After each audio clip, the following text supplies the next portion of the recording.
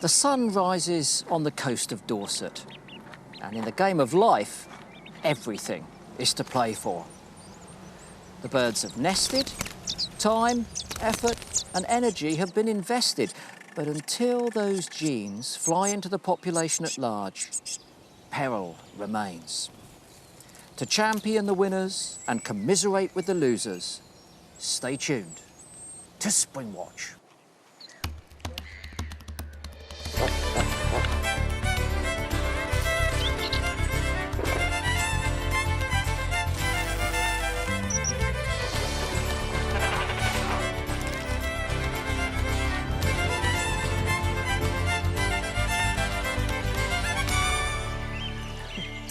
Hello and welcome to Springwatch 2024, coming to you live from the RSPB's beautiful reserve down here at Arne. It's week 3.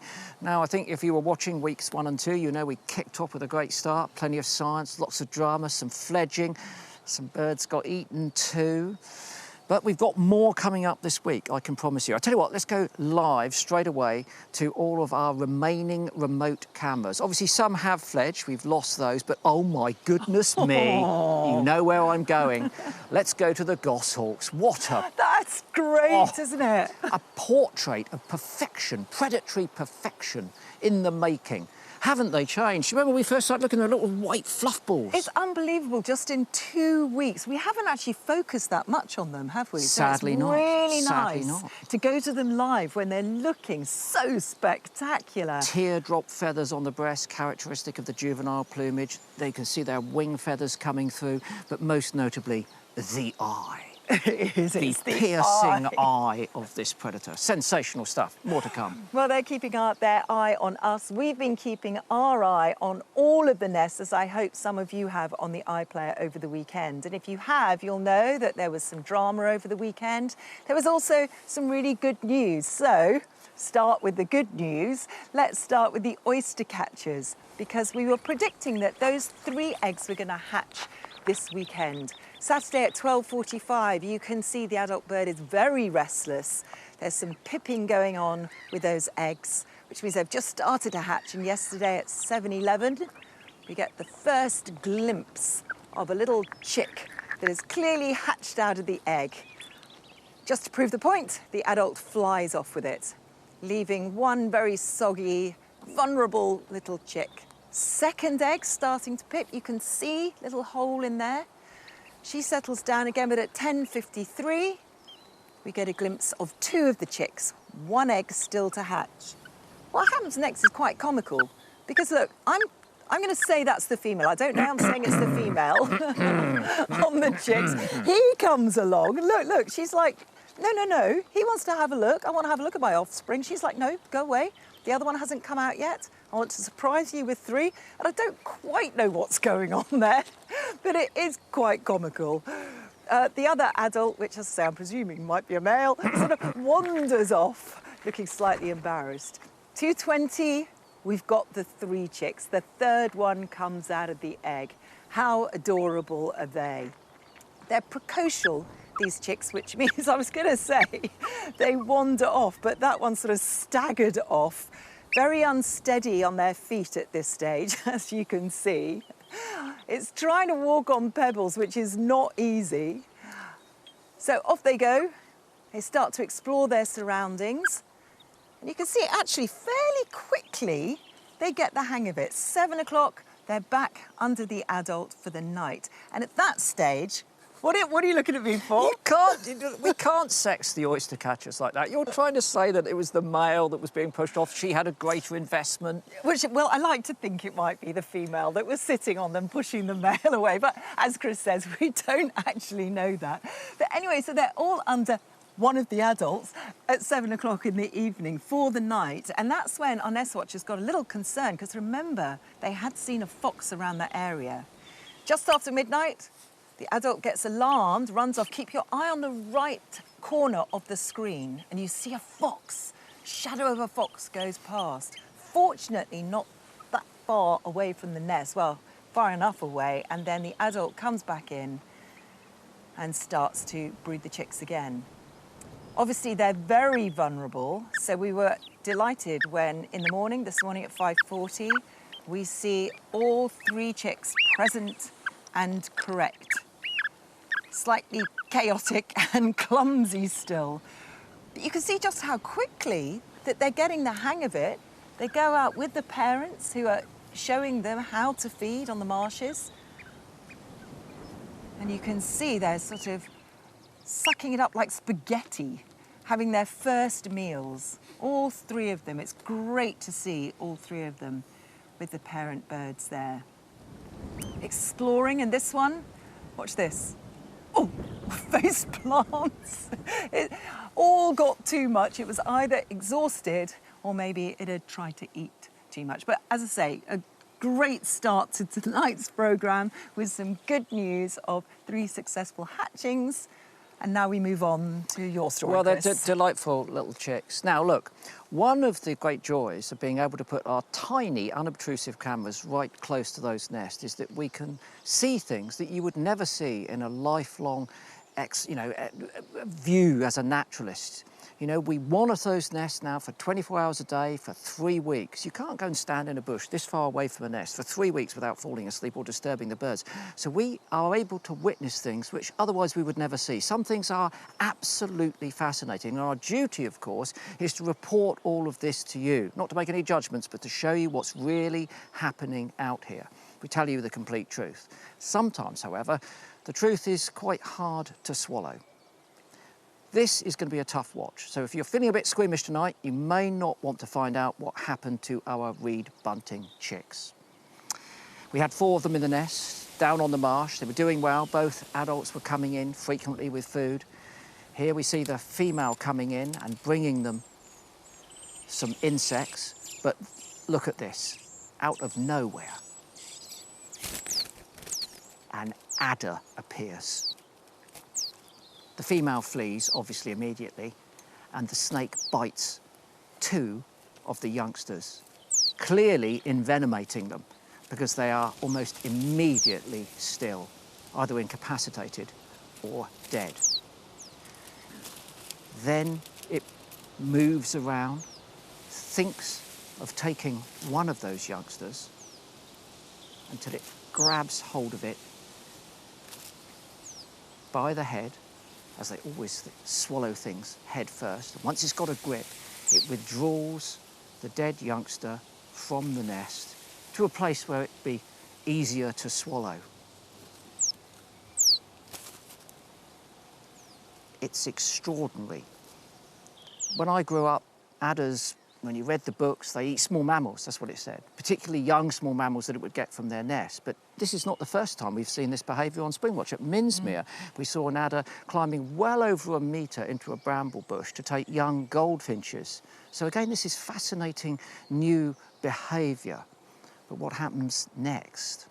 Remember, we've now got 1 dead chick that it's envenomated and 2 living chicks in the nest. The adder returns. And if you look carefully, you can see the bulge there, look, in its body where it's already swallowed the other chick. This time it slithers around to the back of the nest, clearly using its tongue to sense this. It was bound to return. It's found a bountiful source of food. Comes in the back. Now there's the dead chick. Now that would be the obvious target. Not moving, easy to deal with, easy to take away. It nuzzles around. Perhaps it's too cold. Perhaps it's because it's not moving, but it ignores it and then attacks another chick. But here, it doesn't wait for the venom to take effect, if indeed it has envenomated it, and it drags the chick out of the back of the nest alive. As I said, it's a grisly watch, but it is simply extraordinary that we're given this insight into this behaviour, which is probably happening all over the UK, but we never, ever get to see it. It's absolutely amazing. And we've now got the remaining dead chick, which it left there, and 1 living chick left in that reed bunting's nest. And we'll show you what happens a bit later on in the programme. And it doesn't involve an adder. As Chris says, it is a hard watch. I don't know, there's something about snake predation, isn't there? We see predations, and I don't know, I found that one really difficult to watch. But you know what I'm going to say? don't demonise the predator. You know, it's all part of the circle of life. I mean, adders, sometimes they only eat 6 to 8, maybe times a year, depending on the size of what they're eating, but they don't need that much food to get through their active summer, and then, of course, they effectively sort of hibernate over the course of the winter. So that was a significant meal for that snake, you know? That's going to keep it going for maybe, I don't know, 2 months. Amazing to see. But I do think we need to lighten the mood a little bit, and I know just the man that can do that, Yolo. And he's in Radipole. Yolo. Yes, indeed. I have a sunny disposition, sunny weather, beautiful reserve. I am at the RSPB's Radipole Lake Nature Reserve. It's a complex wetland reserve. The River Wey runs right down the middle of it, and I am surrounded, believe it or not, by the town of Weymouth. You can see some houses behind me all the way around. We've got busy roads, we've got factories, we've got shops. It is an incredible place. The first time I came here was way back in the early 90s, but I hadn't been here for quite some time.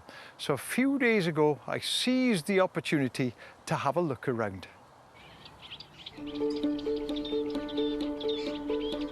Dragonflies flitting, warblers warbling, flocks of sand martins. I'm surrounded by nature, yet I'm right in the middle of Weymouth. This is the RSPB's remarkable Radipole Lake Nature Reserve. This nature reserve boasts a freshwater lake surrounded by reed beds, as well as wetland habitats and scrubby hedgerows. This place is alive with warblers. There are reed warblers singing away, sedge warblers singing away as well.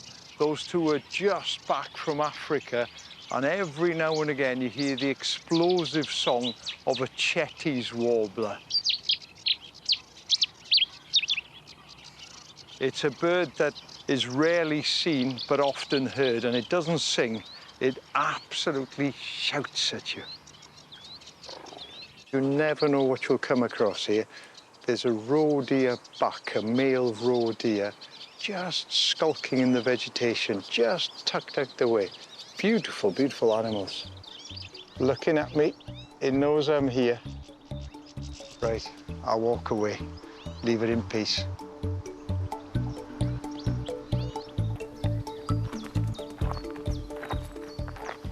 When the sun comes out and the wind dies down, it's a brilliant place for all kinds of damselflies and dragonflies. And just in front of me here, we got one of the most beautiful of all of them. It's called a banded demoiselle. It's quite a large damselfly with a lovely blue-green body and a blue-green thumbprint on the wing, hence the name banded demoiselle. It's an absolute stonker.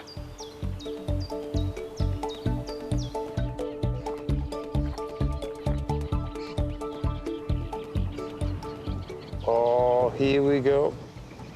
The female marsh harrier is up now, much bigger than the male. Chocolate brown colour with a beautiful gold on the head here.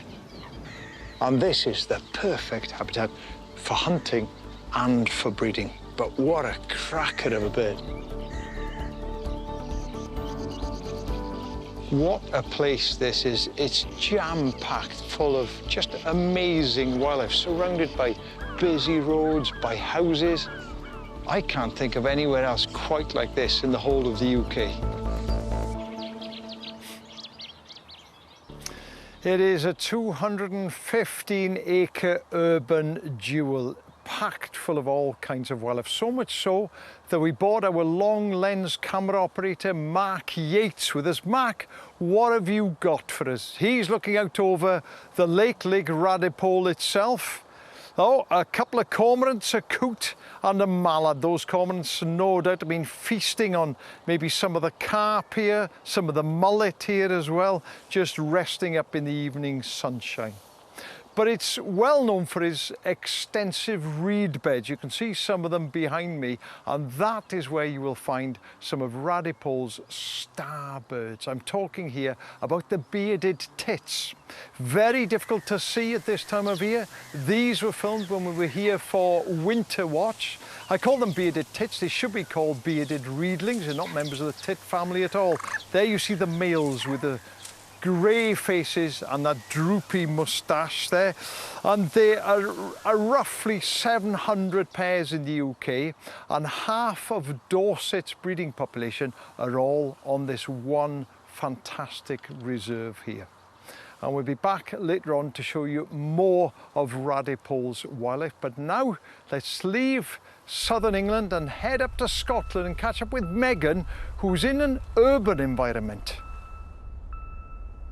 I certainly am, Yolo. I'm completing the last leg of my epic Scottish tour, and I find myself in Glasgow University, of course nestled within the heart of Glasgow. And what an epic city it is. With a large population of over 600,000 people, it's Scotland's largest city, spanning 70 square miles. But with rivers like the Kelvin and Clyde, it provides epic corridors for wildlife and so many species to thrive. Species I was surprised by, great crested grebe. I mean, who'd have thought that was in the centre of Glasgow? I certainly wouldn't have done. But it's amazing what you can find when you look in, especially things like water voles. Now, when I look here across this courtyard of the University of Glasgow, I'm greeted with glimpses of clues about what lives here. And the scientists are constantly monitoring the biodiversity, understanding how it's faring as increased urbanisation continues to take hold. But one of the animals I want to talk to you about leaves this feather all around the courtyard. It's an epic predator, and it makes its home up in the eaves of these Harry Potter-esque buildings. It's of course the peregrine falcon. And we have a live nest which we can go to now, which should give us an insight about what's going on. Well, if you look in the corner at the top right, you might be able to, oh, it's just moved. Well, there you go. Well, these peregrine chicks have literally just fledged today and yesterday, and it's been so brilliant watching them. They have been very busy, and we've been able to keep an insight on these nests over the course of their rearing. Now, the pair were spotted mating at Kelvin Grove Art Gallery, and since that point, they've been really strong as a pair. This nest has been going on for 20 years. They're iconic peregrine falcons, that yellow eye-ring, that intense stare. And they're incredibly successful, having laid 4 eggs, the first egg laid on the 19th of March, and then hatched for the first time on the 27th. Now, they'll lay eggs at different days, and therefore they'll hatch on different days, so you get a different rate of growth. But what's really interesting about the peregrines here in urban Glasgow, compared to the peregrines we've been watching down at Corfe Castle, is that these eggs were laid and hatched 17 days earlier. Now, we've asked scientists as to why they think that might be, and there's a number of reasons which could be the potential reason. It could be that there's more food for urban peregrines, so more pigeons around that they're able to feast on. It could be the warmth of the city, that extra few degrees, making sure that the chicks are able to fledge successfully a little bit earlier, or perhaps the fact that they've got greater shelter. I mean, look at this, sheltered in this tower. I mean, they're doing pretty well. And the team here want to make sure that they are as researched and studied as possible. So they sent a group of licensed people up to ring them, but very precariously and cautiously, of course, because it's a big steep way to go up. So all harnessed and hard hats on, they ascended towards the nest, where they collected 4 chicks. They found 3 were male and 1 were female. They were ringed with unique markers, so that if these chicks decide to go off anywhere in their adult life and they're photographed or caught again, we'll know exactly where they came from and learn more about their movements. A DNA sample was taken, and then the chicks were put back in the nest for the adults to continue looking after them until they were old enough to fledge, which they have done so today, which is really excellent. Now, there's one mammal which is just superb, that whether you live in the heart of the countryside or in inner city towns, you will probably see it or certainly hear it. I'm of course talking about our foxes. Matt Moran is an excellent photographer, a fantastic person, and he has spent so much of his time dedicated to the plight of foxes, and he is going to share with us now his story about rural London. I started photographing wildlife thinking that I had to leave London I did so much travelling throughout my 20s, going to wilderness areas, you know, places like East Africa, South America, and that was when I really started to get good pictures.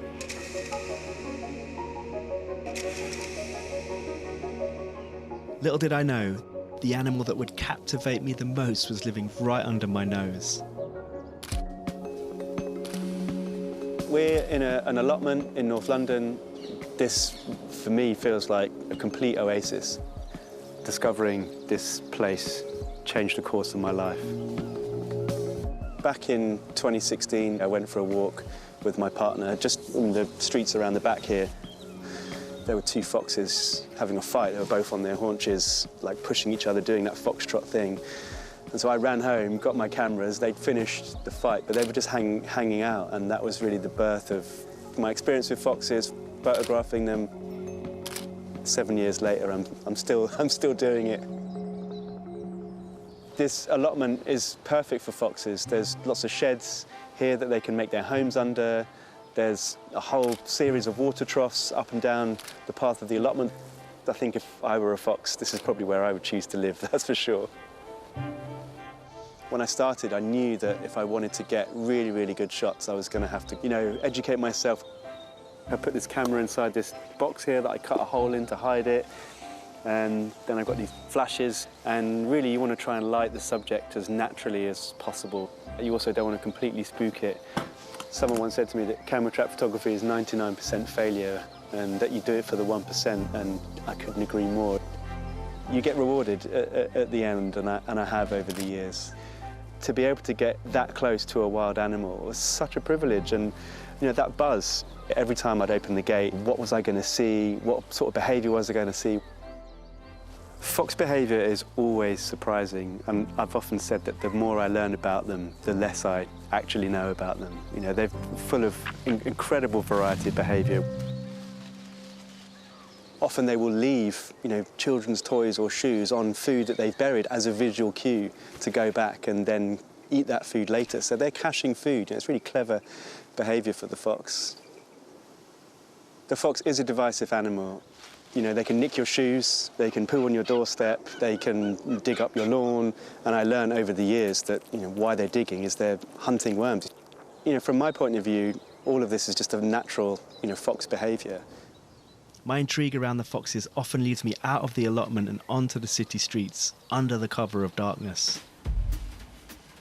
This is the place where I first saw those fighting foxes back in 2016. But tonight, it looks more likely that I'll get a picture of a car than a fox. Too busy, yeah. But eventually, my patience pays off.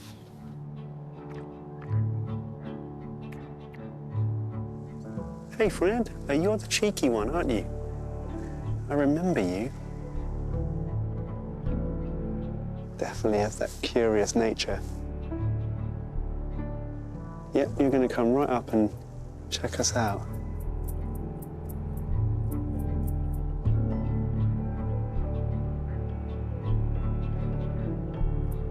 Oh, look, there's one behind us over here. You a scaredy fox? Yeah, you're a scaredy fox. By spending this much time with the foxes, I get to know the individuals and their personalities, and this informs the way that I photograph them. It's such a rush, it's such a great feeling. This is why I can't ever leave foxes, right? It's incredible here.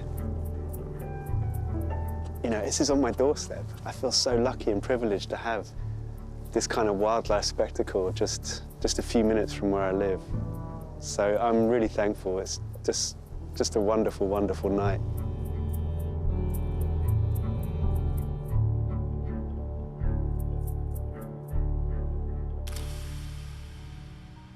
I didn't think that I'd become a voice for the foxes, but as time went on, I found myself, you know, being a fox communicator as well. My big hope is that the photographs and films that I've made over the years have made some difference. I think photography definitely plays a really important role, showing that these animals are individuals just like us. And to try and get that across in the work that I've done is really important. And I think if you don't understand an animal and its behaviour, then there's less chance that you're going to want to love it and want to protect it. Getting those facts across, getting that information across that helps to change someone's mind, that's what makes all of this work worthwhile. Matt Moran, fantastic photographer and a great advocate for foxes, certainly changing people's minds when it comes to living side by side with them in our cities. Fantastic stuff. Now, I always say that science is the art of understanding truth and beauty.